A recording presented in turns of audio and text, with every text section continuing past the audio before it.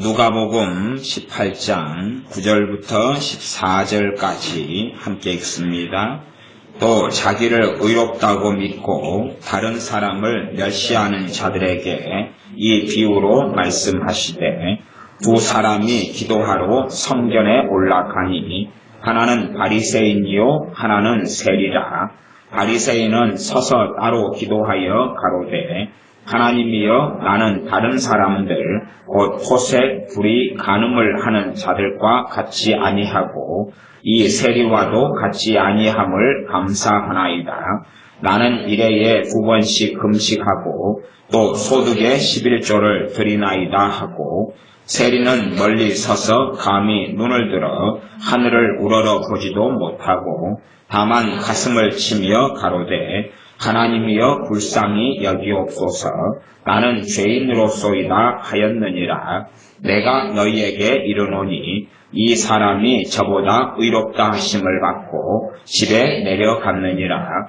무릇 자기를 높이는 자는 낮아지고 자기를 낮추는 자는 높아지리라 하시니라. 아멘. 누가복음 18장에는 기도에 대한 말씀이 크게 두 가지가 있습니다. 하나는 누가복음 18장 1절부터 8절까지고, 또 다른 하나는 9절부터 14절까지 읽었던 방금의 본문입니다. 특별히 9절부터 14절까지는 바리새인과 세리의 기도다, 이렇게 제목을 붙이기도 합니다. 본질상으로 기도에 대해서 말씀하기도 하지만 기도 이전에 방금 읽었던 본문의 핵심은 18장 9절입니다. 9절은 뭐라고 되어 있냐 하면, 또 자기를 의롭다고 믿고 다른 사람을 멸시하는 자들에게 이 비유로 말씀하시되, 자기는 의롭다고 믿고 다른 사람은 멸시한다. 그리고 이 사람 가운데 한 명이 바리새인이다, 그 말입니다. 바리새인이라는 신약 시대의 어떤 6,000명 되는 이 유대교의 지도자들이라고 굳이 생각하지 말고 이런 특성을 가진 사람들이라는 것을 알아야 됩니다.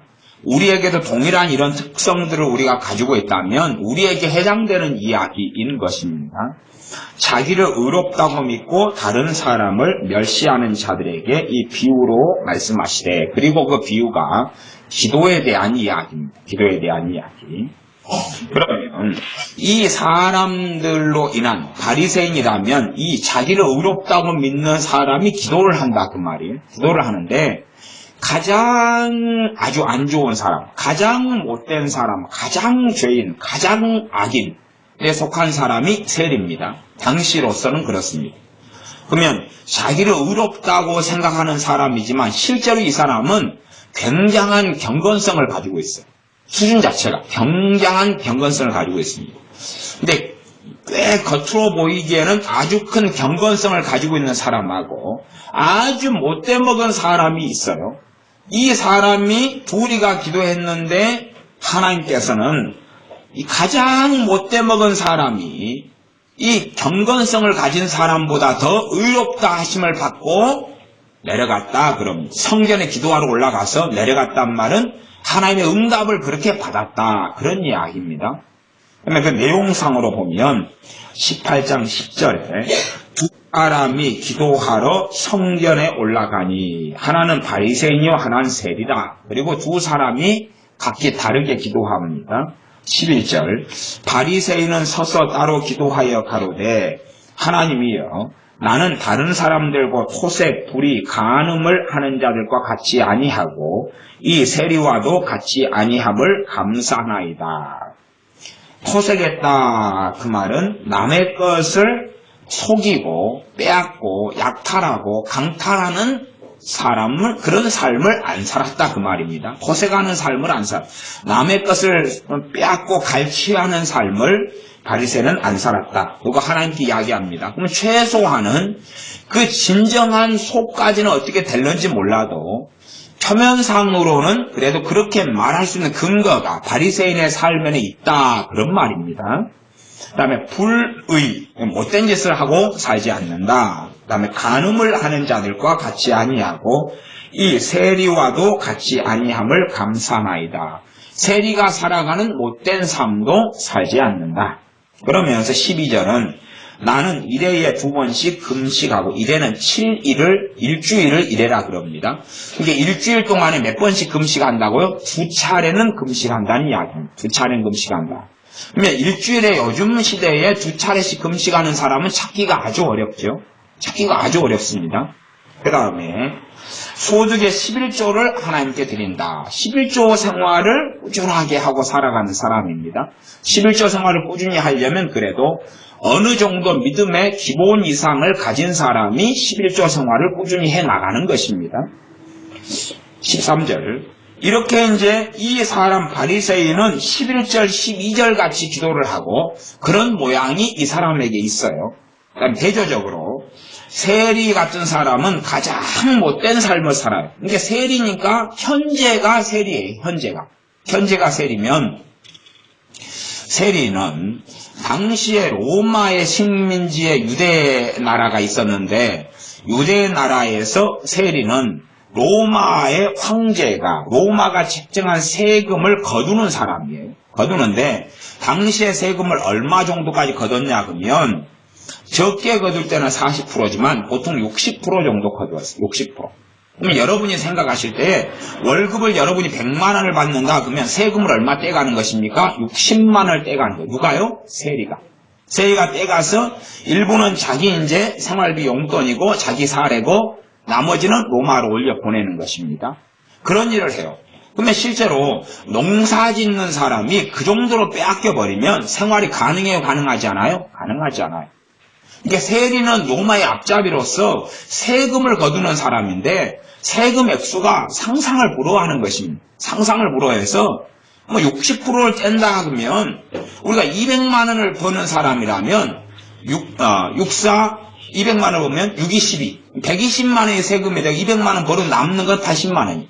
80만 원. 그거밖에는 남지가 않아요. 그럼 그걸 가지고 어떻게 생활할 수 있느냐는 것이지요. 그렇게 세리로 살아간다는 이야기는 그 일을 하고 지금 현재 살고 있는 것입니다. 그러면 13절 세리는 멀리 서서 감히 눈을 들어 하늘을 우러러 보지도 못하고 다만 가슴을 치며 가로되 하나님이여 불쌍히 여기옵소서 나는 죄인이로소이다 하였느니라. 단지 죄인이라고 기도할 수밖에 없는 거예요. 뭔가를 좀 내놓으려고 그래도 내놓을 게 없다는 이야기입니다. 죄밖에는 없지 뭔가를 하나님께 기도하면서 내가 이렇게 살았노라 이렇게 살게 해주시니 감사합니다. 이 복된 삶을 살게 해주시니 감사합니다. 내가 이렇게 말씀대로 순종하고 살았습니다 하는 걸 내놓을 수 없는 가장 극악한 삶을 산 사람이 세리입니다. 그러니 실제로 생활상으로 하면 윤리적으로나 도덕적으로나 하나님 말씀상으로 하면 바리새인이 가장 이 세리와 비교하면 상상할 수 없이 나은 삶을 산다 그것입니다. 겉으로 드러나는 이 못돼먹은 삶을 최소한 바리새인은 안 사니까요. 그러나 주님의 판결과 하나님의 판결은 그렇습니다. 18장 14절에 내가 너희에게 이르노니 이 사람이 저보다 의롭다 하심을 받고 집에 내려갔느니라. 이 사람은 세리고 저 사람은 바리새인입니다.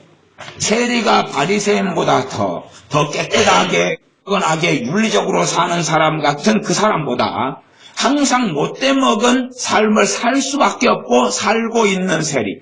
그래서 하나님께 나아가서 나를 불쌍히 여겨달라고 나는 죄인일 뿐이라고 탄식하며 기도하는 이 세리가 저보다 더 의롭다 하심을 받고 집에 내려갔느니라. 성경에 신구약 성경 전반적인 주제는 의라는 것입니다. 하나님의 의, 하나님의 의롭다 하심, 믿음을 통해 의롭다 하심과 하나님 말씀대로 살아가는 하나님의 의에 대한 이야기, 하나님의 공의에 대한 이야기가 성경의 신구약의 전체적인 핵심을 이루는 핵심적인 기둥 중에 하나입니다. 그래서 저보다 의롭다 하심을 받고 집에 내려갔느니라. 그러면서 물은 자기를 높이는 자는 낮아지고 자기를 낮추는 자는 높아지리라. 지금 기도한다고 되는 문제예요? 안 되는 문제예요? 안 되는 문제예요. 그러니까 세리는요 한편으로 기도한다고 얼마간 되는 문제예요. 왜냐하면 이 사람은 하나님께 나아가서 죄밖에 없어서 탄식하며 회개하면서 하나님의 긍휼과 자비만 구하고 있어요. 그러니 차라리 세리의 기도가 더 응답을 받는다는 내용으로서 해석을 할 수 있어요. 바리새인은 겉으로 보기엔 윤리적이고 율법적이고 깨끗하게 사는 듯이 보였으나 바리새인의 중심은 뭐냐 하면 18장 9절입니다. 이 사람의 중심은 자기를 의롭다고 믿는다는 것입니다. 자기를 의롭다고, 내가 옳다고 믿는 것입니다. 내가 사는 삶의 관계 속에서, 대인관계 속에서 누가 옳다고요? 내가 옳고 다른 사람은 잘못됐다는 것입니다. 다른 사람을 잘못됐기 때문에 멸시하는 거예요. 내 윤리를 기준으로 해서 나는 의롭고 옳고 다른 사람은 멸시한다. 그때에 내가 아무리 깨끗하게 사는 것처럼 보이고 바른 것처럼 사는 게 보이더라도 내 기도에 하나님은 연락하시지 않는다는 이야기입니다. 정확하게 그런 식으로 14절을 해석할 수는 없으나 그러나 적용상으로 해석하자면 더 의롭다 하심을 받았다 하는 이야기는 가장 못돼 먹은 사람이 그래서 더 낫다고 하나님 인정하니 의롭다 하시면 더 낫다. 너가 더 낫다 그 말이에요. 너가 더 낫다. 그러면 가장 못돼 먹은 사람이 더 낫다면 그보다 더 밑바닥이라는 이야기니까 결국 하나님께 기도 응답을 받을 이유는 거의 없다 그렇게 말해야 되는 것입니다. 그러면 이 바리새인과 세리의 기도를 통해서 알 수 있는 것은 그 사람의 기도의 문제가 아니라 그 사람이 어떤 심성과 어떤 마음을 가지고 사느냐 그리고 그 사람이 어떤 사람이 기도하느냐의 문제라는 걸 알 수가 있어요. 주님께서 하신 말씀도 무릇 자기를 높이는 자는 낮아지고 자기를 낮추는 자는 높아지리라. 이게 주님 말씀의 결론입니다. 자기를 높이는 자는 낮아지고 자기를 낮추는 자는 높아지리라. 그래서 생활과 삶 가운데 자존망대에서 나를 높이느냐 아니면 내가 정말로 하나님의 긍휼과 자비를 입어 살려고 또한 살기 때문에 겸비하게 하나님 앞에 나를 낮추느냐의 문제입니다. 그래서 우리가 기도할 때 되면 우리의 본심을 별로 숨길 수가 없을 겁니다. 심지어는 욥처럼 그렇게 욥이 어느 때 기도하다 보니까 하나님보다도 누가 더 의롭다고 한 거예요? 자기가 더 의롭다고 한 거예요. 자기가 더. 그래서 결국은 욥도 하나님의 책망을 받았습니다. 정말로 욥은 의롭고 깨끗하게 살았지만 그러나 하나님보다도 의로울 수도 없고 하나님보다도 깨끗할 수는 없다는 사실입니다. 그래서 욥이 하나님께 내가 의롭다고 하나님 변론 좀 하자고 하나님 좀 만나자고 왜 내 삶일이 비참해야 되냐고 했을 때에 결국은 욥이 내 어리석은 내 입을 내가 닫겠습니다. 내가 알지도 못하는 걸 가지고 말하고 짓거렸습니다. 라고 고백할 수밖에 없었다는 사실입니다. 그래서 우리가 정말로 나를 기도 가운데서 내가 옳은 것처럼 높이느냐. 그래서 어떤 기도의 응답이 나타나지 않을 때나 심지어는 늦춰지고 지연될 때에 사람들의 본심이 나타납니다. 왜냐하면 하나님에 대해서 원망과 분노와 판단이 솟아나는 악한 사람들이 있다는 것입니다. 왜 그렇습니까? 누가 옳으니까요? 자기가 옳으니까. 하나님보다 자신이 옳으니까. 나아가서 마땅히 하나님은 응답해야 된다고 주장하는 것입니다. 자기가 응답받을 만한 뭔가를 과연 했느냐는 것이죠. 과연 하나님이 응답하실 만한 뭔가의 값을 지불했냐는 것입니다. 그렇지 않고 모든 기도는 우리 주 예수 그리스도의 공로에 의지하는 것이고 모든 기도는 하나님의 은혜와 자비에 의지해서 기도하는 것입니다. 그런데 당연하게 받아야 될 것처럼 하나님을 종용하고 강요하는 어리석은 사람들이 있습니다. 또 기도를 통해서 자기를 높이는 어리석은 사람들이 많습니다. 높이는 사람들이란 그런 거지요. 내가 당신을 위해 기도하니까 당신이 은혜를 받는다는 것. 그래서 어느 곳들에 가면 기도할 때 되면 어떤 사람들이 서 있어요. 주의 종들이나 막 서가지고 막 손을 흔들고 있어요. 이렇게 흔들어요. 그래서 왜 흔드냐고 물어봤더니 자기가 이렇게 흔들면서 짜자자자자 기도해야지 딴 사람들이 은혜를 받고 회개가 터지고 그다음에 성령 충만이 임하고 기름 부음이 임한다는 거예요. 그러면 그 사람은 얼마나 대단한 사람입니까? 그렇죠? 주님이 지금 무릇 자기를 높이는 자는 낮아진다 그랬는데 그 사람들은 자기들이 대단한 사람들이에요. 그러니까 자기가 베트남 우리가 손을 들고 막 베트남 우리 기도하니까 베트남이 이제 부흥이 일어나고 회개가 터진다는 거예요. 자기가 얼마나 자존망대하고 대단한 사람들입니다. 이런 사람들이 소위 말하면 선지자들이에요. 요즘 현대에 말하면 거짓 선지자들입니다. 이 말씀, 특별히 기도에 대해서 배운 것들은 우리가 회개해야 됩니다. 참 이게 기도문이 왜 닫히냐 그러면 기도에 대해서 잘못 배워버리면 기도문이 닫혀버립니다. 배우기 전에 안 배우려 그러는 것도 문제입니다. 성경을 통해 안 배우려 그러고 기도에 대해서 말씀을 가지고 자기의 기도 생활하고 비춰보고 대조를 안 해요. 대조를 안 하고 그냥 자기 신앙의 연습 따라서 마음대로 막 기도해. 마음대로 기도해. 그러다 보면 이상한 기도에 대한 습관과 기도에 대한 관념과 기도에 대한 뭔가가 생길 거 아니에요. 그러면 기도가 갈수록 막혀버립니다. 성령님께 그 사람 기도를 도와주시지 않아요. 그런 문제가 하나 있고 또 다른 문제는 기도에 대한 잘못된 가르침, 잘못된 설교, 잘못된 신앙 서적을 통해서 듣고 배워요. 그러면 결국 기도의 대상과 기도를 받으신 하나님을 왜곡시키는 것이 잘못된 기도에 대한 가르침이에요. 그래서 기도 안 하면 하나님은 아무 일도 못하고, 그래서 누가 아마 태초에 하나님이 계실 때 누가 함께 있었어요. 누가요? 선지자가. 그래가지고 하나님을 대놓고 선포기도를 했어요. 하나님은 천지를 창조하시오. 더치 시즈가 말하는 기도는 그렇습니다. 하나님은 천지를 창조하시오. 그랬더니 하나님이 너가 선포했고 기도했구나. 그러면 천지는 창조될지어다. 첫째 날은 뭐 만들고 둘째 날은 뭐 만들고 이제 그 선포기도 명령기도를 선지자가 하니까 하는 거예요. 하나님은. 그 다음에 이제 이 선지자가 사람인지 뭔지는 몰라요. 사람을 만들라. 그러니까 하나님께서 여섯째 날에 사람을 만들어요. 야, 기도하지 않으면 아무것도 못한다. 하나님은 아무것도 못한다. 그런 지장이에요. 그러면서 신비롭게 하나님은 사람을 통해서만 역사하기로 뭐 했다는 둥 이상한 이야기를 합니다. 그러면 누가 선지자가 막 기도하고 중보기도자가 막 기도하면 성령님이 막 역사하고 각 개인에게 기도하지 않으면 성령님 역사 안 하시는 거예요? 성령님 역사하는 것은 누가 기도하고 선언했기 때문이 아니에요. 자기 뜻대로 역사하시는 거예요. 우리가 말씀 앞에 서면 하나님을 경외할 때 우리 안에 임하신 성령 하나님은 역사하시고 일하시는 거예요. 우리 안에서 은사를 베푸시는 거예요. 예를 들어 우리가 방언 기도를 한다 그러면 방언 기도 영의 기도입니다. 우리가 알지 못하는 신비한 영의 기도를 해요. 방언 통역 은사를 받는다 해서 아주 조금 미미하게 부분적으로만 알 뿐이지 전반적으로 통역 은사도 방언의 의미를 이해하거나 알 수 있게 되지는 않습니다. 그러면 내가 방언을 해요. 영의 기도로. 그럼 방언의 기도는 본질적으로 성령님이 돕고 아래시는 은사의 기도입니다. 그러면 누가 선지자라는 사람이 막 랄랄랄랄랄라 하고 선포하니까 방언이 나오는 거예요? 누가 내 방언하도록 선언하고 있는 거예요? 선포하고 있는 거예요? 방언은 성령의 역사가 나타나는 거니까. 정말로 이상한 책들을 보며 가르침 받으면 미혹이 들어와 버립니다. 그러면 그 미혹은 그냥 떠나질 않아요. 하나님 말씀을 계속하여 작용하면서 왜곡을 시킵니다.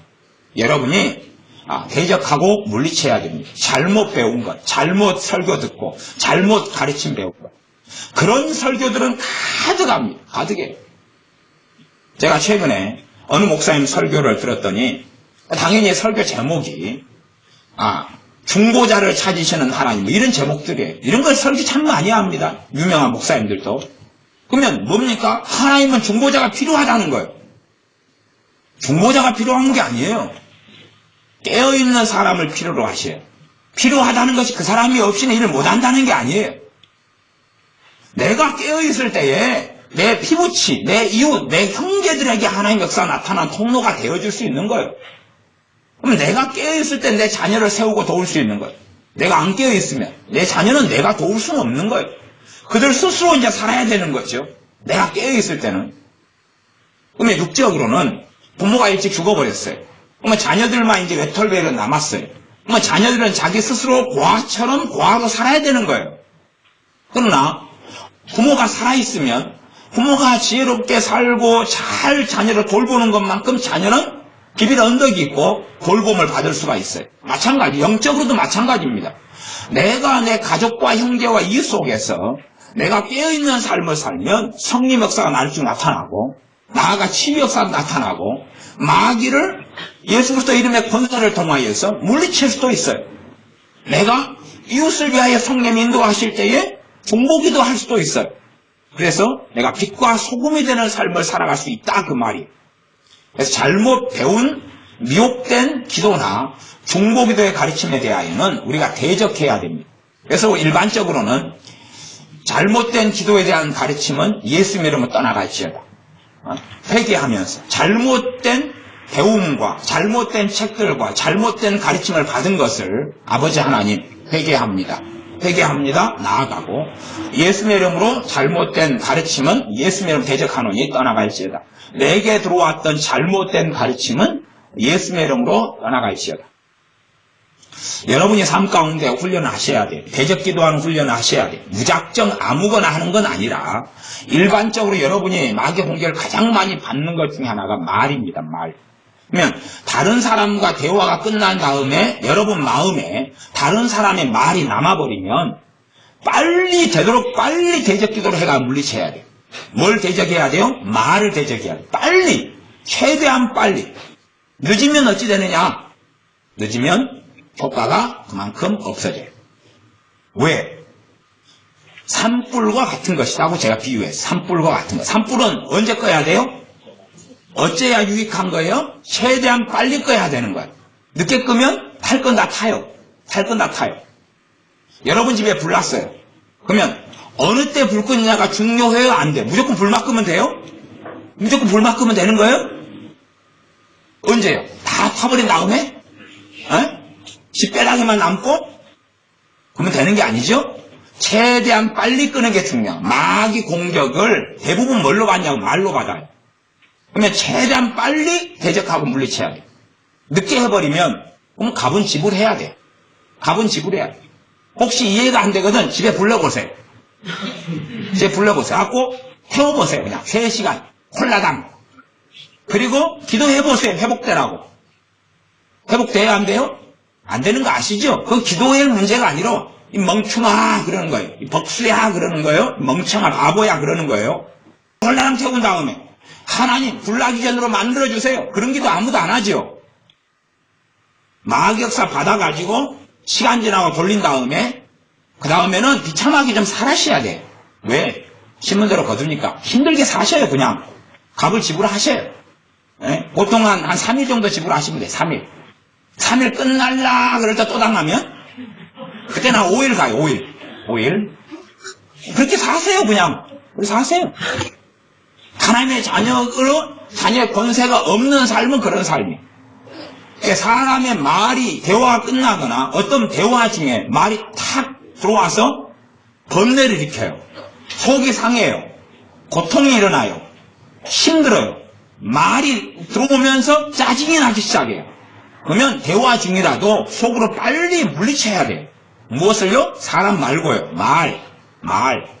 지금 그 사람과 함께 마귀는 역사하고 있는 중이거든요. 빨리 물리쳐야 돼요.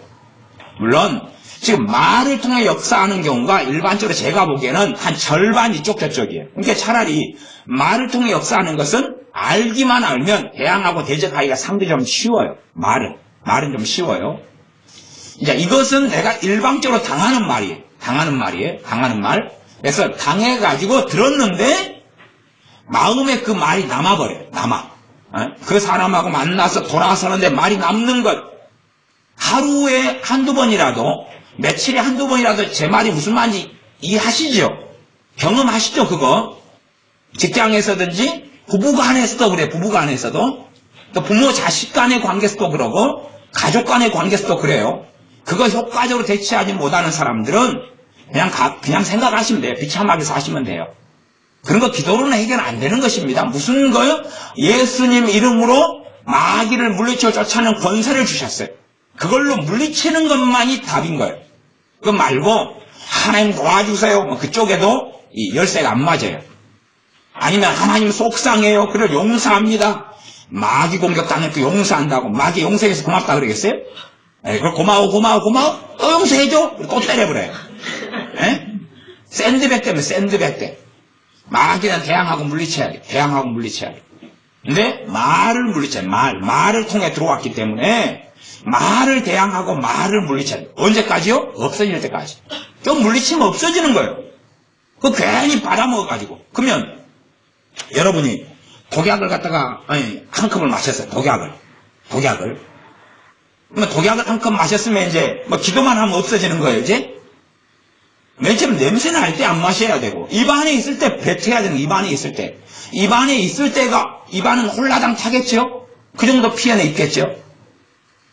먹어버린 다음에는 이제 빨리 병원으로 빨리 달려가서 처리를 할수록 빨리 사는 거예요. 응? 그러지 뭐 뱀한테 한번 물렸는데 빨리 뱀한테 물린 독을 빼야 되는 거예요. 그러지 아이고 독 퍼질 때가 다 퍼져. 괜찮아. 그거 죽을 수도 있어요. 다리를 잘라내야 될 수도 있어요. 이제 그렇게 마귀 공격을 받으면 그렇게 되지 않는다. 제가 누누이하게 했습니다. 누누이하게도 이게 실천하는 것 진짜 안 하고 사는 사람도 있어요. 그런 사람을 저는 변태라 그럽니다. 변태는 변태로 사는 거예요. 변태는 채찍에 쫙 맞으면 와 기분 좋아. 한 대 더 때려줘. 그러니까 변태는 변태로 그냥 살다 가는 거예요. 뭐 어떻게 하겠어요. 어떻게 해요. 그냥 변태로 살다 가는 거예요. 친구들과의 대화 속에서도 확 들어와요. 그럼 그걸 먹어버리는 사람 정신이 좀 없는 거죠. 그것을 대항하고 물리쳐 그걸 먹어버리면 이것저것 죽도 받고 아무것도 안 되는 거예요. 그 다음에 상대방의 문제가 아니라요. 실제로 또 상대방의 문제가 아닌 경우도 있어요. 상대방이 무슨 말을 해도 내 옆에 마귀가 붙어있다가 그 말을 사용하는 경우도 있어요. 상대방은 마귀 역사가 아니고 내게 마귀가 함께하고 있다가 무슨 말이든지 간에 가지고 상처를 줘버리고 힘들게 만들고 마음에 범례가 일어나게 하는 것도 있어요. 그러니까 우리가 볼 때는 이 출처가 정확히 저 사람이라고 분별력에서 볼 수도 있지만 심지어 그 사람이 아닌데 그러나 그 말은 내게 역사하는 더러운 귀신이 사용해가지고 내게 역사할 수도 있어요. 마찬가지입니다. 중보기도의 가르침도 덩어리로 막 받고 반복적으로 받기 때문에 그런 설교를 듣고 난 다음에는 내 안에 뿌리를 내려요. 마귀 역사가 많이 시작돼요. 잘못된 가르침, 기도에 대한 가르침을 많이 받으면 기도의 문은 닫혀요, 열려요? 닫히는 거예요. 닫혀요. 기도가 안 되는 거예요. 성령의 역사는 기도가 안 되고 마귀 역사는 기도가 돼요. 왜? 이미 기도의 문은 방향이 틀어졌거든요. 이제 누구에게 기도하는 걸로 틀어졌을 수 있어요? 마귀에게, 귀신에게. 사술적인 기도로 방향이 턴됐을 수 있어요. 그러니까 사술적인 기도는 너무 잘 되는 거예요. 누구 불러드리는 거요? 귀신 불러드리는 거. 귀신 불러드리는 거. 그러나 하나님께는 기도의 문이 막혀버릴 수 있어요. 그러니까 정말로 잘못된 가르침에 대하여서 다 기억이 안 나고 다 모르더라도 그러나 믿음으로 예수님의 이름 잘못된 가르침은 내게서 떠나갈지어다. 기도에 대한 잘못된 가르침을 통해 역사하는 더러운 영은 잘못된 가르침은 예수님 이름으로 내게서 떠나갈지어다. 물리쳐야 돼요. 예수님의 이름으로 기도에 대한 잘못된 가르침은 떠나갈지어다. 그리고 여러분이 하셔야 돼요. 한번 해봅시다. 예수님의 이름으로 기도에 대한 잘못된 가르침은 내게서 떠나갈지어다. 예수님의 이름으로 기도에 대한 잘못된 가르침은 잘못된 믿음은 내게서 떠나갈지어다. 한참 여러분이 대기 기도를 하셔야 돼요. 그러면은 이제 시원해져요. 그리고 기도의 문이 열리는 것을 경험하실 수 있어요. 물리치고 나면 기도의 문이 열리기 시작해요. 하나님 관계와 기도가 잘 되기 시작하고 주님 앞에 섰을 때 평안해져요. 더 평안해져요. 기도의 문이 막혔던 게 더 열려가요. 왜? 잘못된 가르침을 통하여 기도를 방해할 권세를 누가 받아요? 귀신이 받아요. 마귀가 받아요. 기도에 대해서 잘못 배우면 하나님에 대해서 왜곡이 일어나고 그 다음에 마귀의 역사가 그 속에 스며들어오는 거예요. 잘못된 가르침. 기도에 대한 잘못된 가르침은 사람에 대해서 높여요. 사람에게 영광을 돌려요. 사람을 위대한 존재로 만들어요. 그러나 이 바리새인과 세리의 기도를 통해 볼 때는 기도는 사람에게 영광이 돌려야 되는 게 아니라 하나님 앞에서 무릇 자기를 낮추는 자는 높아지고 높이는 자는 낮아지리라. 그게 기도 속에 일어나는 일이에요. 정말로 기도 가운데는 우리가 하나님 앞에 낮아져야 돼요? 높아져야 돼요? 낮아져야 되는 거예요. 그렇게 살다가 어느 때에 성령의 역사로 어떤 것을 향하여 명령하도록 역사하실 때도 있고, 명령기도 선포하도록 역사하실 수가 있어요. 항상이 아니라 성령의 역사를 따라 예외적으로. 그러나 자기가 자의적으로 스스로 높아지고 스스로 거룩해져 가지고 마음대로 명령기도 하고 마음대로 선포기도 사용하는 못돼 먹은 사람들이 있어요. 자기가 하나님 자리에 서서 하나님이 행사하는 것들을 자기가 마음대로 행사하는 수도 있습니다. 그런 식으로 저는 명령기도나 선포기도를 가리킨 건 아니에요. 성령의 역사 속에서 담대함이 생겨서 주 예수 그리스도의 이름을 통하여 아버지께 영광을 돌리기 위하여 우리 주 예수님의 이름으로 명령하고 선포하게 하실 때가 있어요. 일반적으로는 병에 대하여 꾸짖고 마귀를 물리치는 기도가 일반적이고, 그 다음에 복을 비는 기도도 있어요. 그런 여러 양상의 기도가 있습니다. 그래서 여러분들이 잘못된 가르침에 대해서, 미혹된 가르침에 대해서 신앙 연수만큼 많이 듣고 많이 배웠을 수밖에 없어요. 그걸 물리치고 대적해야 돼요. 제가 이 기도에 대한 설교를 사실은 제 개인적으로는 빨리 끝내고 싶어요. 빨리 끝내고 싶어요. 사실 이번 주만 해도 기도에 대한 설교를 그래도 한 10번 했잖아요. 10번 했어요. 이번 주만. 주일 빼고 월, 화, 수, 목, 금, 토. 오늘 주일이니까 2번 합치면 이제 10번에 되면 10번 나와요. 10번 더 될지 모르겠어요. 그러면 기도에 대한 설교를 좀 빨리 마치고 싶어요. 근데 이제 설교가요. 설교 기름 부으심이, 제가 성령의 설교의 기름 부음으로 설교를 하는데, 설교의 기름 부음으로 기도에 대한 설교라는 기름 부음이 왔어요. 그러니까 이것이, 이 기름 부음을 다 소진해야지 그 다음에 말씀과 메시지가 와요. 그러니까 저는 그래서 주중에 그냥 주일날은 공적으로 설교를 하지만 새벽이나 아니면 수요일 금요일은 좀 더 다른 분들이 말씀을 들으시고 최대한 기도에 대한 설교를 빨리 많이 하면 기도에 대한 기름 부으심이 빨리 소진돼요.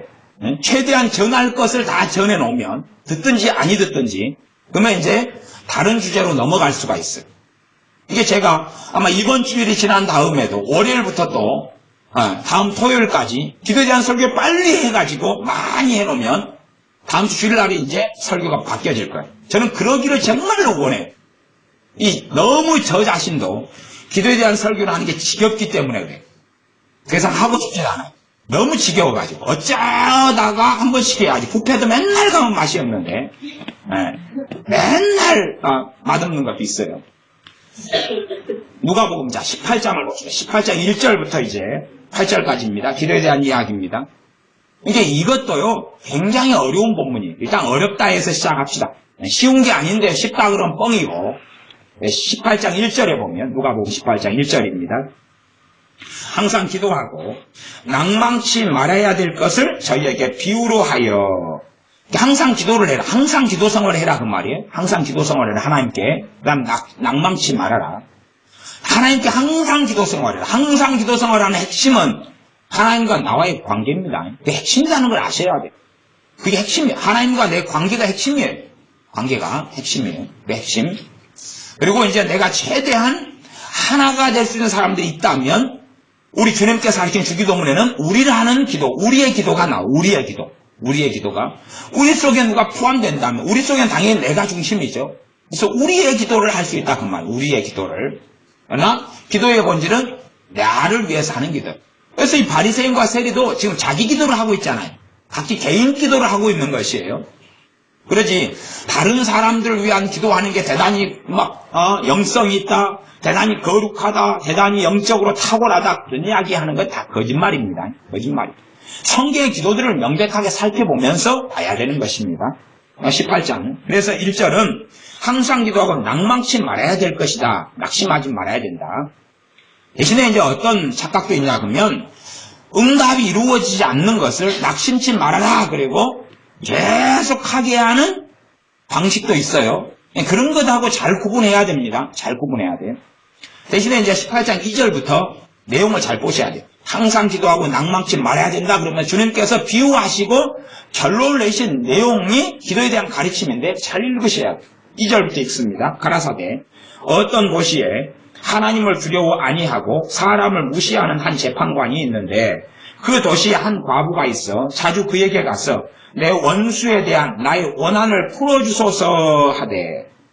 지금 과부가 불의한 재판관에게 뭘 해달라 그럽니까? 내 원수에 대한 뭘 풀어달라 그럽니까? 원한을 풀어달라 그럽니다. 원한을. 그것이 기도에 대한 가르침에 나오는 지금 핵심 내용입니다. 핵심 내용이에요. 4절.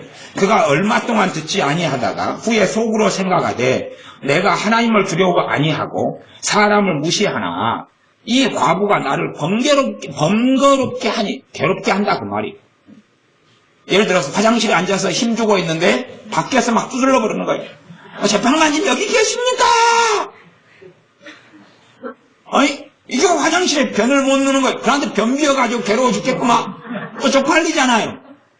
막 힘을 주어서 막 꾸직꾸직 소리 하는데 여기 계시구나요. 소리가 나요. 소리가 나. 재판관님 문 열어주세요. 내가 지난번에 말씀한 것 좀 도와주세요. 막 그러니까 골치 아픈 거예요. 또 자고 있는데 그나마 불면증이 있다가 어쩌다가 잠자고 들면 막 하니까 새벽 2시에 창문 두드려 버리는 거예요. 재판관님 코 고는 소리 나는 거 보니까 여기 계시구만요. 그러니까 번거롭게 한다 그 말이에요. 그래서 그것 때문에 내가 그 원한을 풀어주리라. 그러면 과부에게 원한이 된 사람이 있을 거 아니에요? 과부는 지금 피해자고 원한 준 사람은 가해자. 그 사람의 관계를 바르게 재판해 준다는 것이에요. 그러면서 그렇지 않으면 늘 와서 나를 괴롭게 하리라. 그 비유를 들었어요. 과부하고 가난한 과부하고 뇌물 줄 수 없는 과부하고 못돼 먹은 불의한 재판관의 이야기를 가지고 비유를 들면서 결론을 내립니다. 주님께서 6절 주께서 또 가라사대 불의한 재판관의 말한 것을 들으라. 하물며 7절 하나님께서 그 밤낮 부르짖는 택하신 자들의 원한을 풀어주지 아니하시겠느냐. 그러면 자요 밤낮 부르짖는 자들 택하신 자들이면 하나님 백성이죠. 원한.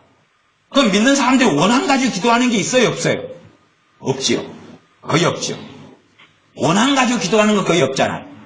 지금 명백하게 기도는 택하신 자들의 원한을 풀어주지 아니하시겠느냐. 그 말은 풀어주겠다.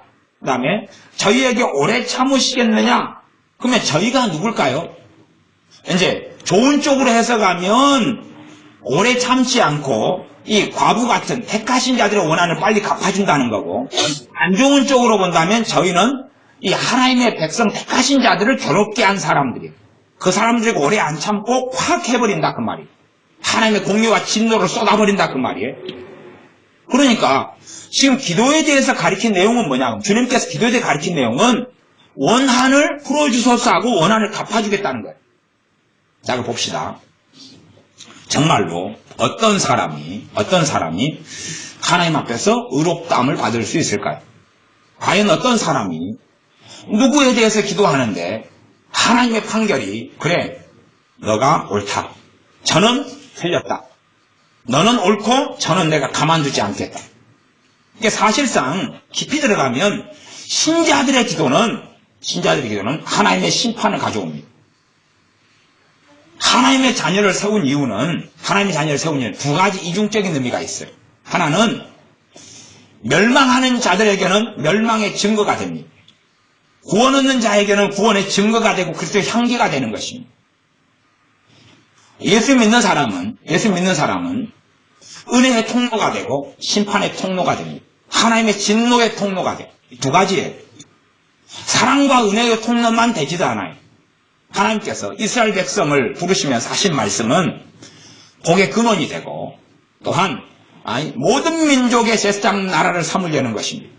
그러함에도 불구하고 이스라엘 백성을 광야를 지나서 가나안 땅으로 보내실 때는 하나님의 심판의 도구로 씁니다.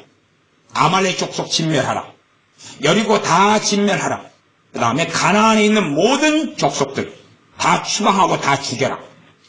그런 게 하나님의 명령입니다. 왜요? 하나님의 공의의 통로고 하나님의 심판의 통로이기 때문에 그렇습니다. 예수님 믿는 사람들이 하는 기도도 하나님의 진노와 심판을 가지고 옵니다. 여기는 구원을 가지고 옵니까? 아니면 원한을 갚으시는 하나님의 역사가 나타납니까? 원한을 갚으시는 하나님의 역사가 나타나는 거예요. 택하신 자들의 원한을 갚아준다 그랬지. 기도하면 너 가족을 구원시켜준다는 이야기가 아니에요. 택하신 자들의 원한을 갚아주겠다는 거예요. 원한을 갚아주겠다. 그래서 깊이 들어가면 시편에 있는 기도들 가운데 많은 기도가 악인을 진멸하게 해달라, 악인을 죽여달라, 의인을 살려달라, 악인을 멸망시켜달라, 악인을 무너뜨리고 해파시켜달라는 기도가 아주 많아요. 그 시편에 있는 기도의 연장선상으로 우리 주님께서 기도의 어떤 면에서 기도의 본질 가운데 하나를 말씀하신 거예요. 그래서 이 기도가 아주 어렵다. 왜 어렵느냐?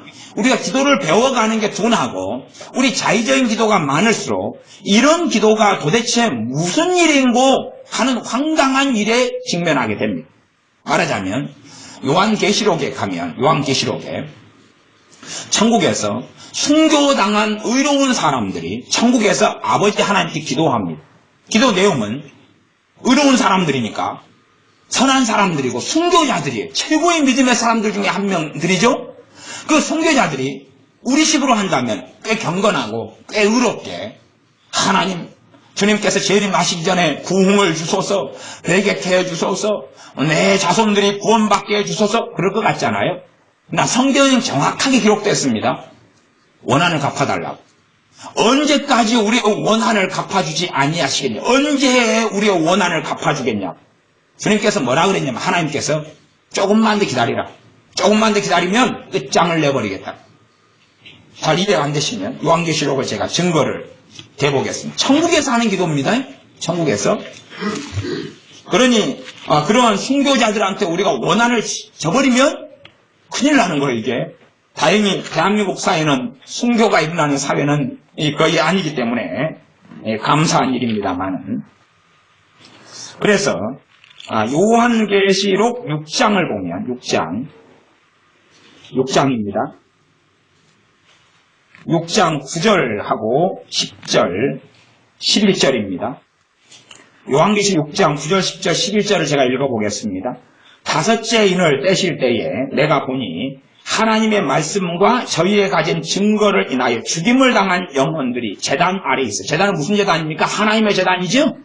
그래서 이 순교자들이 뭐 때문에 순교했습니까? 하나님의 말씀 때문이에요. 그 다음에 저희의 가진 증거, 예수 그리스도를 믿는 믿음 때문에 그렇다고 말이에요. 그래서 죽었어요. 자기의 사리사욕도 아니고 욕심도 아니고 정욕도 아니에요. 11절, 10절 큰 소리로 불러 가로되 거룩하고 참되신 대주제여 땅에 거하는 자들을 심판하여 우리 피를 신원하여, 신원은 복수입니다. 복수하여 주지 아니하시기를 어느 때까지 하시려나이까. 땅에 있는 사람들을 뭐 해달라고 기도합니까? 심판해달라고 기도해요. 지금도 순교당한 사람들은 무수히 많습니다. 1년에 지구상에 순교당한 사람들 많습니다. 그러면 그 사람들의 기도가 지금 재단 앞에서 뭐 기도하고 있습니까? 땅에 있는 사람들 뭐 해달라고요? 예, 복수해달라고. 땅에 있는 사람들에게 복수해달라고. 복수해달라고. 그렇게 기도하고 있는 중에 천국에서 뭐 다 사랑 그런가 말했나 그러고 있을 것 같아요? 아니요. 하나님의 공의가 이루어지고 하나님의 진노가 이루어지고 그래서 이 땅에 마지막 때 7년 대환란이 일어나는 거예요. 하나님께서 마지막 세대 때 모든 하나님의 진노를 쏟아부어 버리는 것이 그러지 마귀 역사로 일어나는 게 7년 대환란이 아니에요. 심지어는 성도의 권세가 지게 하시는 게 하나님의 뜻이어서 그런 것이지 마귀 역사가 힘이 너무 강성해서 그러는 게 아니에요. 하나님의 정하심과 하나님의 주권과 무엇보다 땅에 있는 사람들에게 하나님의 심판을 쏟아부어 버리는 거예요. 물로 이 땅을 심판했던 것처럼 죄로 인하여 이 땅에 있는 사람들 마지막 때 불로 심판하시는 게 하나님의 뜻이고 공의예요. 그래서 11절 각각 저희에게 흰 두루마기를 주시며 가라사대 아직 잠시 동안 쉬어라. 저희 동무종들과 형제들도 자기처럼 죽임을 받아 그 수가 차기까지 하라 하시더라. 그러면 언제 이제 쏟아부어 버리시는 거예요? 순교자들의 수가 찰 때까지, 더 많이 예수님 때문에 죽을 때까지, 더 많이 예수님 때문에 순교당할 때까지, 더 많이 하나님 말씀 때문에 죽임을 당하는 형제들이 숫자가 차면 그때 숫자가 찬다는 이야기는 더 많이 악한 사람들이 있어가지고 하나님의 자녀들, 선지자들을 죽였던 것처럼 예수님 믿는 것 때문에 예수님 믿는 사람을 더 많이 죽여버리니까 땅의 죄가 피가 가득해지고 그때 되면 하나님의 선, 하나님의 마지노선, 그때까지는 구원의 때로 놔두겠다. 그때까지는 내 자녀들을 죽여도 내가 지금 참겠다. 왜? 믿지 않는 사람들을 구원하고 회개할 기회를 주기 위하여 이 땅에 있는 인류에게 내가 조금은 더 참아주겠다. 그러나 내게 나를 믿는 것 때문에, 하나님을 섬기고 하나님 말씀 때문에 주 예수 그리스도를 믿는 것 때문에 죽임을 당한 사람들이 이 선을 이제는 숫자가 차고 넘어오면, 이때는 더 이상 구원 얻을 기회도 없고 더 이상 회개할 기회도 없고 끝장을 내버리겠다. 이 땅의 인류에게 진노를 쏟아부어서 다 쓸어버리고 다 죽여버리고 지옥으로 다 밀어 넣어버리겠다. 그때까지가 마지막 기회다 라고 선언하시는 것입니다. 그러니 하늘에 있는 이 순교자들이 어떤 기도를 하고 있는가를 알아야 돼요. 다시 누가복음 18장으로 돌아가면, 그래서 주님께서 하신 말씀은 10절, 하물며 하나님께서 그 밤낮 부르짖는 택하신 자들의 원한을 풀어주지 아니하시겠느냐. 저희에게 오래 참으시겠느냐. 그렇다면 원한을 풀어주지 아니하시겠느냐 그랬는데, 나는 원한이라고 생각하고 기도하는 내가 나쁜 놈이면 어떻게 할 거예요? 내가 나쁜 놈이면 그것은 내가 누구를 재판에 걸었어요. 그러니까 재판 결과가 나왔는데 내가 패소해버린 거예요. 내가 나쁜 놈이어가지고. 그러면 어떻게 할 거예요? 이제 하나님께 택하신 자들의 원한, 우리의 원한을 갚아달라 기도하려면 내가 누구보다도 하나님께 바르게 서야 되는 거예요. 그래서 괜히 재판 걸 가지고 난리가 나는 거예요. 난리가 나. 어중간히 재판 걸면 안 돼요. 어중간한 거 다 용서적으로 해야지, 어중간한 거 재판 걸다가 우리가 딱 쇠고랑 차고 들어갈 수가 있는 거예요. 하나님 앞에서요. 8절, 내가 너희에게 이르노니 속히 그 원한을 풀어주시리라. 이게 항상 기도하고 낭망치 말아야 될 이유라고 말씀하십니다. 속히 뭘 풀어주겠다고요? 원한을 풀어주겠다. 원한의 문제입니다. 원한의 문제. 기도의 한 키포인트 중에 하나가 원한의 문제. 그러면 내가 애매하게 상대방을, 범인을 몰고 있으면 어떻게 할 거예요, 이제? 그러면 그 원한이 누구에게 돌아오겠어요? 내게 돌아오지. 내게 돌아오지. 그러니까 이게 무서운 것이, 기도라는 게 그래서 무서운 것이, 믿는 사람들이 하나님이 어떤 분인지를 모르고 자기에게 불덩이를 쏟아버릴 수도 있는 거예요. 그래서 하나님께 긍휼히 여겨달라고 나아가고 불쌍히 여겨달라고 나아가고 하나님의 자비를 입고 나아가야지. 그러지 누구를 기도하는 가운데 고소하고 고발하는 건 참 무서운 일이에요. 나아가서 우리가 하나님께 의롭게 서고 바르게 섰을 때에 우리에게 누가 원한을 가진 사람들을 우리가 하나님 앞에 머물러 있을 때에 하나님은 처리하시는 거예요. 그래서 믿는 사람들이 심판의 통로가 되는 거예요. 그러면 우리 로마서 12장으로 가보겠습니다. 로마서 12장. 로마 12장에는 용서에 대해서 나와 있어요. 용서에 대해서. 그러면 로마서 12장 18절부터 21절까지 읽어보겠습니다. 로마서 12장 18절입니다. 로마서 12장 18절부터 제가 읽어보겠습니다. 할 수 있거든 너희로서는 모든 사람으로 더불어 평화하라. 뭐 하라고요? 평화라. 그러면 우리가 모든 사람과 함께 사회를 할 수 있거든요. 그랬어요. 진리를 양보하고는 아닙니다. 그러나 진리의 문제가 아닌 한은 평화하기 위해서는 내가 희생도 해야 되고 내가 더 낮아져야 되고 더 겸비케 해야 돼요. 내가 하나님 앞에서 할 도리는 다 해야 된다 그 말이에요. 할 도리는 다 해야 돼요. 때로 인고의 시간도 보내야 돼요. 뭐 하기 위해서? 평화하기 위해서. 그러나 진리의 문제가 아닌 것을 이야기하는 것입니다. 하나님의 말씀에 대한 것이 아닌 것을 이야기하는 거예요. 그냥 인간관계 속의 문제지 진리의 문제에 대한 것이 아닙니다. 어떤 친구가 자기와 함께 나이트클럽에 놀러 가달라고 그랬어요. 안 간다 그러니까 기분 나빠하는 거예요. 그래서 평화하려고 나이트클럽에 가주는 그런 문제를 이야기하는 건 아니다 그 말입니다. 19절, 내 사랑하는 자들아 너희가 친히 원수를 갚지 말고 진노하심에 맡기라. 원수를 친히 직접 갚지 말고 누가 갚으라고 맡기라고요? 하나님이 갚으라고 맡기라는 거예요. 그래서 믿는 사람들이 하는 용서는요 원한 갚아달라는 것이에요. 아셔야 됩니다. 믿는 사람들이 하는 용서는 원한 갚아달라는 거예요. 그러면 용서하면서 뒤집어 쓰지 않으려면 우리의 회개가 깊어져야 돼요. 우리의 겸비함이 깊어져야 돼요. 괜히 용서한 다음에 하나님 원한 갚으려고 그랬는데 내가 나쁜 놈이에요. 그러면 이제 큰일이 나는 것입니다. 자요, 계속 읽어보겠습니다. 19절. 내 사랑하는 자들아 너희가 친히 원수를 갚지 말고 진노하심에 맡기라. 기록되었으되 원수 갚는 것이 내게 있으니 내가 갚으리라고 주께서 말씀하시고, 원수를 뭐 하겠다고? 갚겠다는 거예요. 하나님을 용서, 사랑, 좋아, 주님을 좋아, 사랑, 이상한. 그래서 뭐 지금도 예수님이 십자가 하나님 보좌 우편에서 막 죽어가는 사람을 위해서 피눈물을 흘리고 계시고 막 애통하고 지금도 너무 고통스러워하고 있고, 구원하려고 막 안타까워하고 있고, 그래서 예수님의 그 고통을 함께 기도하는 하이드 느껴가지고 함께 사람들의 죄를 짊어지고 성소에 들어가고, 그런 게 없습니다. 성경을 보세요. 뭐 하는 것입니까? 갚으신다는 거예요. 심판하신다는 거예요. 하나님이 심판하신다는 거예요. 그래서 원수 갚는 것이 내게 있으니 내가 갚으리라고 주께서 말씀하시니라. 우리가 원수를 갚지 말고, 친히 갚지 말고 진노하신 맡기는 삶을 신자가 사는 거예요. 신자가. 그럴 때, 그래서 원수에 대하여 비방하지 말고, 욕하지 말고, 정죄하지 말고, 용서하는 것은 진노하심에 하나님께 맡기는 거예요. 그러면 그 사람이 바르면 하나님께서 갚으셔요. 신속하게 갚으셔. 오래 참지 않는다 그랬어요. 내가 더 원수를 원한을 맡기면서 하나님께 살아나가면 나의 하나님은 일하고 역사하시기 때문에 사람들이 하나님의 살아계심을 신자를 통하여 볼 수밖에 없고 만날 수밖에 없는 거예요. 하나님의 사람을 건드려가지고 무슨 일이 벌어지는가를 보는 거예요. 그러나 하나님 보실 때 내가 못돼 먹은 사람이고 하나님의 사람으로 살지 않고 경건하지 않고 하나님을 경외하지 않는다 그러면 나를 아무리 사람들 모욕해도 아무 일이 없어요.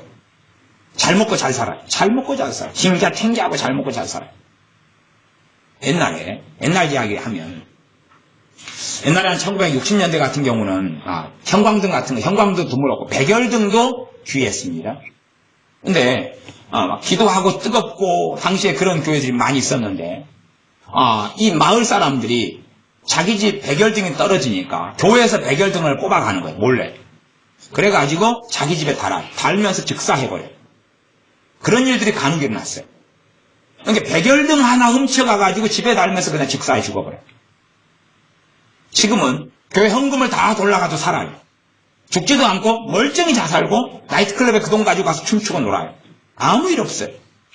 왜요? 그만큼 교회가 하나님 앞에 거룩하지 않기 때문에 그래요. 그럼 과거에는 왜 그런 일이 생겼느냐? 정말로 하나님의 사람들, 하나님의 자녀들이 하나님 앞에 엎드려서 하나님을 경외하고 살았기 때문에 그래요. 그러니까 문제는 여러분을 다른 사람이 건드려가지고 무슨 일이 벌어지느냐 안 벌어지느냐 여러분이 확인하시오. 여러분 눈으로. 그것이 여러분이 하나님을 얼마나 경외하느냐의 열매. 그걸 통해서 여러분 가족과 형제가 하나님께 돌아오는 거예요. 여러분이 하나님을 두려워하고 경건한 삶을 살아요. 그러면 내 남편과 아내가 안 믿는다. 그걸 건들면 무슨 일이 벌어지는 거예요. 아셔요? 건들면 무슨 일이 벌어지는 거예요. 즉각적인 아니라도 일이 벌어져요. 그리고 그 사람 인지하고 인식하는 경우가 많이 생겨나요.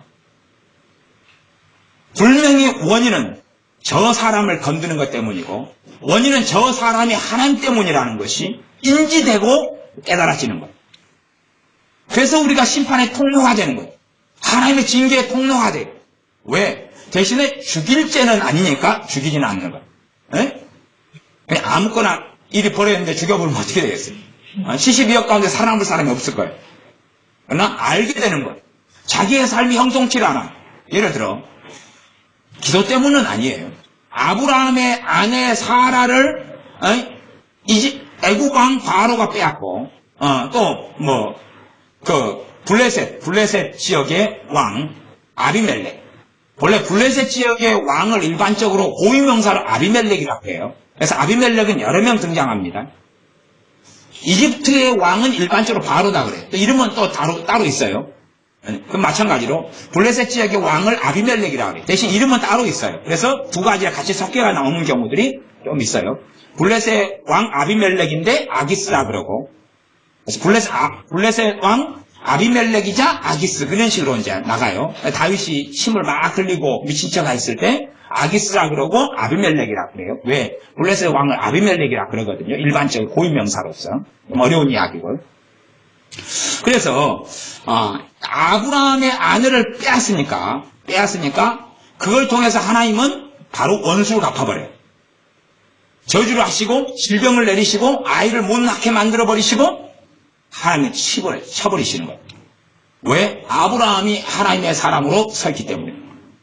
그래서 아브라함의 영본줄을 알아요. 심지어는 하나님께 직접 나타나셔서 너희는 가만두지 않고 너 죽여버리겠다. 하나님 말씀하셔요. 왜? 아브라함이 하나님의 사람으로 사니까. 그러면 거꾸로요. 롯은 의로운 사람으로 살다가 소돔과 고모라 섬을 선택해버리고 말았어요. 그 다음에 의로운 심령이 상해버렸어요. 상한 다음에 롯을 주변 사람들이 소돔과 고모라 사람들이 많이 공격해요. 그러나 하나님의 심판과 징계를 가져와야 안 가져와요? 안 가져옵니다. 안 가져와. 그리고 이미 롯의 딸들도 타락해버리고 롯의 아내도 이미 타락해버려요. 나중에는 뒤를 돌아보지 말라 그러면 뒤를 돌아봐 롯의 아내는 소금기둥이 됩니다. 롯의 딸들은 아버지가 동침해가지고 두 족속을 낳아요. 성경에 기록됩니다. 그 두 족속은 여호와의 총회에 10대가 지나도 못 들어오리라. 10대가 지나도 못 들어온다. 10대가 지나도 못 들어온다 그랬어. 그러면 그런 자식들 낳아가지고 아주 그냥 운명적인 비극이 나타나는 것이. 그것이 롯이 자기 딸들을 통해서 낳았던 자식들이에요. 그런 것처럼 모압과 암몬이죠. 모압과 암몬 족속이 여호와의 총회에 못 들어온다는 하나님의 선언을 율법에 받아요. 정말로 하나님의 사람을 누가 건드리면 그 주변 사람들에게 하나님이 살아계셔서 하나님이 그들을 통치하시고 하나님이 그들을 치시고 역사하시는 것을 여러분이 봐야지만이, 여러분이 그 증언을 들어야지만이 여러분이 바른 하나님의 사람, 여러분을 우대하는 사람들에게 하나님의 신자든 불신자든 간에 복을 주시는 것을 여러분이 봐야지만이 여러분이 바른 사람이에요. 그래서 나를 믿는 소자 중 하나라도 물 한 그릇 대접하는 사람은 상을 잃지 않겠다. 그 상이 천국에서 이야기할 줄 압니까? 그 사람들 지옥 가면 지옥에서 하나님이 어쩌다가 물 한 그릇 준 거예요? 아이고 이 땅에서 물 대접했지 목마르지 한 컵 마시고 또 불에서 고통받아라. 이 땅에서 하나님은 갚을 건 다 갚아주시. 이 땅에서 의인으로 영접한 자 의인의 상을 받고 선지자를 대접한 자 영접한 자 선지자의 상을 받는다 그랬어.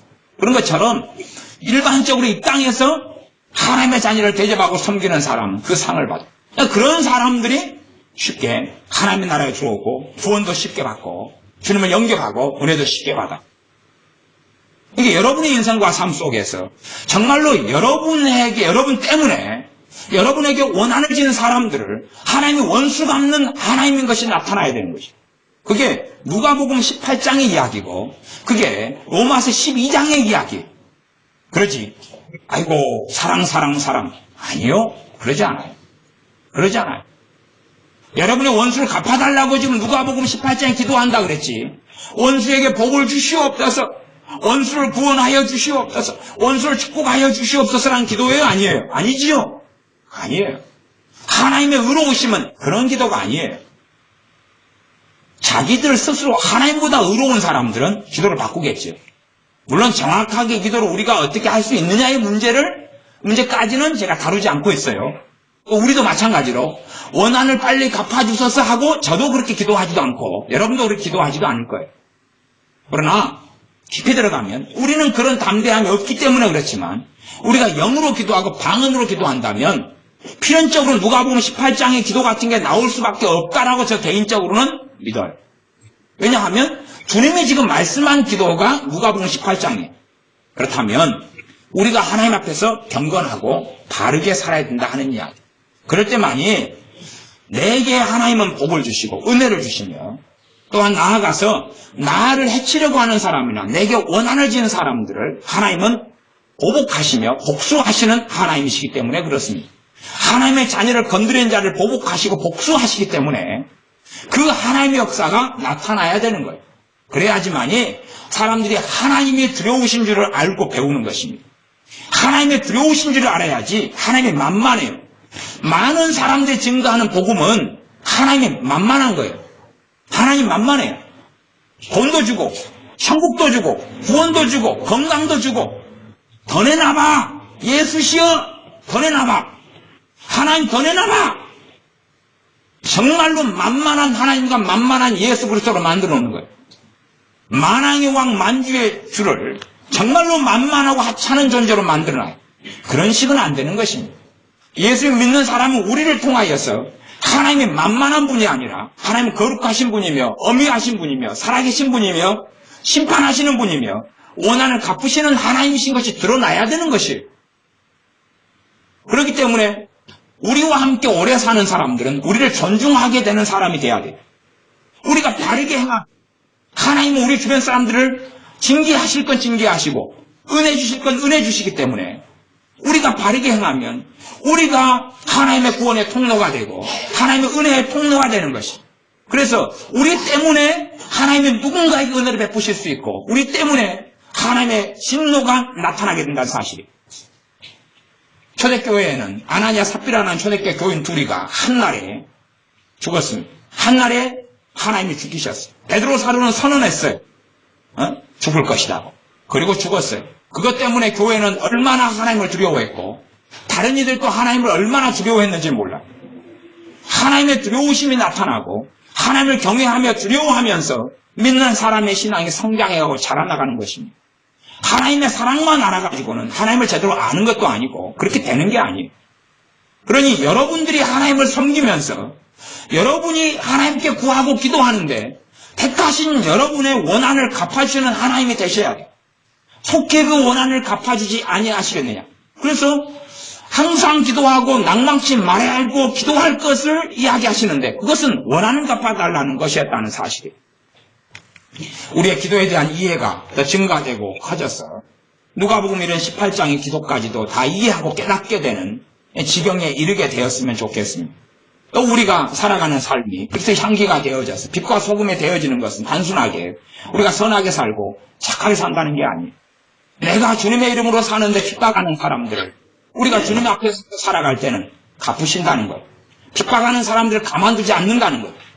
때로는 그게 지연될 수도 있어요. 그러나 가만두지 않는다는 거예요. 그러나 수준이 같으면 가만두시거나 같이 쳐버리셔요.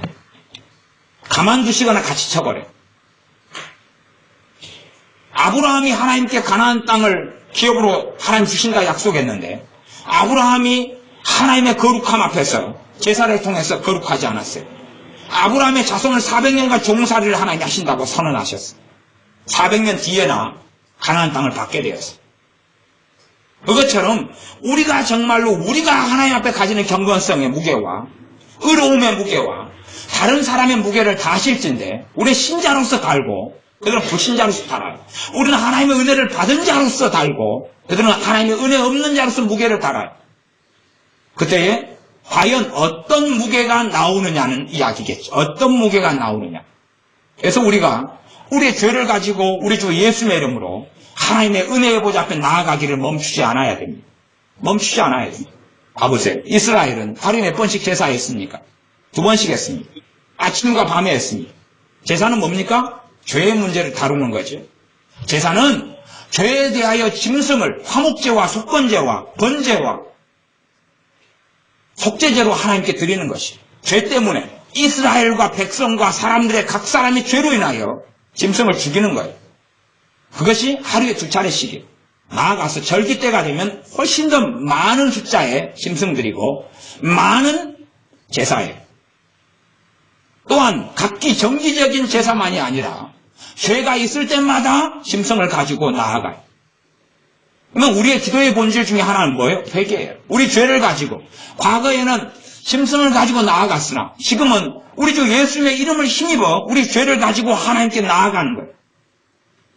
그것이 끊임없이 일어나야 돼요. 너희가 죄 없다 하면 스스로 속이고 하나님을 거짓말하는 자로 만드는 것이다. 그러니 기도가 무엇인지 모르는 사람은 그 사람의 기도 가운데 진심 어린 회개 기도가 없어요. 또한 회개 기도도 하지 않아요. 입에 발린 기도만 어쩌다가 한 번 하고 1년에 몇 번 하고 말아버려요. 그러나 신실하게 하나님의 은혜 속에 사는 사람은 성령 하나님께서 그의 속에 회개할 것을 생각나게 하시고 알게 하셔서 신실하게 그의 죄를 가지고 하나님께 나아가게 하시고 그때에 하나님과 실제적인 삶 속에서 화목을 누리는 삶을 살아갑니다. 죄를 가지고 나아가야 하나님과 내 사이에 막힌 죄가 무너져 갈 것이고 하나님과 나의 화목이 나타나는 것이. 그러지 하나님과 내가 화목되지 않았는데 나는 의롭다, 나는 옳다 라고 하는 게 아니란 사실입니다.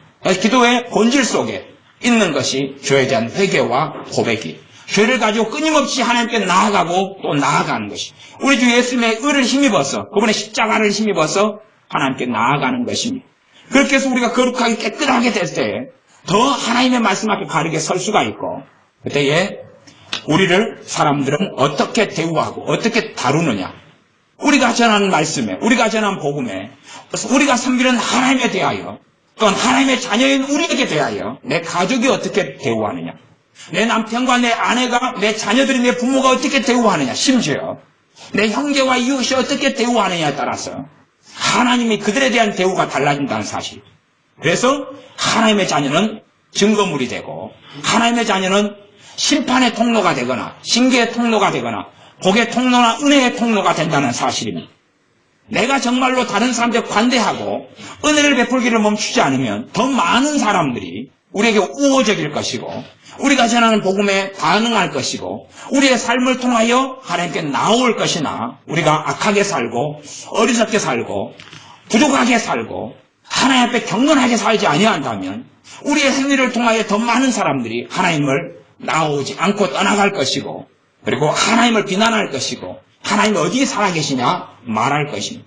하나님의 이름이 우리 때문에 모욕을 받는 일이 없도록 우리가 하나님을 경외하며 경건하게 살아야 되고 그런 가운데 우리가 드리는 기도가 하나님께 연락이 있고 열매가 있고 응답이 있습니다. 기도하겠습니다.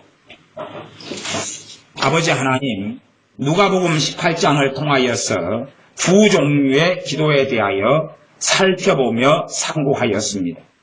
우리에게 항상 기도하고 낭망치 말아야 될 것을 비유로 말씀하셨는데 내가 택하신 자들의 원한을 속히 갚아주지 않겠느냐 말씀하시는 두려우신 주님의 말씀을 우리가 접합니다.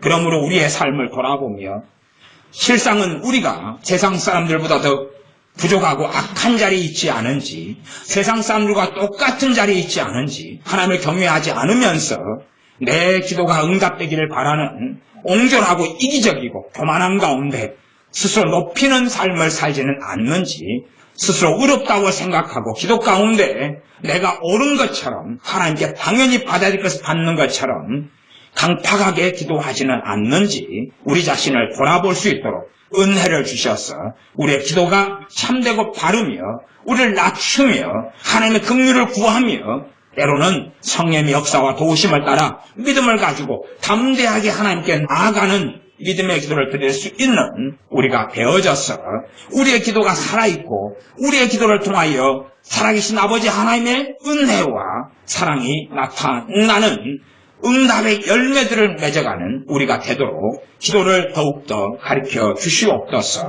예수님의 이름으로 기도하옵나이다. 아멘. 기도하겠습니다.